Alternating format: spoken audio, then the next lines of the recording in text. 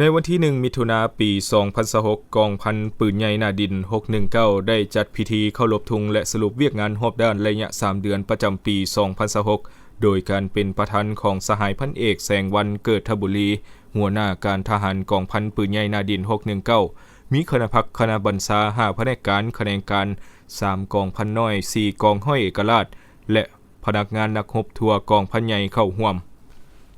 สหายพันเอกแสงวันเกิดทบุรีสรุปตีราคาสภาพการรวมการเคลื่อนไหวเวียกงานรอบด้านจากนั้นยังได้สรุปย่อเกี่ยวกับการจะตั้งปฏิบัติการเคลื่อนไหวเวียกงานภายในที่ผ่านมาซึ่งได้ยกให้เห็นด้านดีและข้อคงข้างในการปฏิบัติหน้าที่เวียกงานด้านต่างๆของกรมกองระยะผ่านมาพร้อมทั้งเน้นหนักให้คณะพักคณะบัญชาแต่ละขั้นได้เอาใจใส่เพิ่มทวี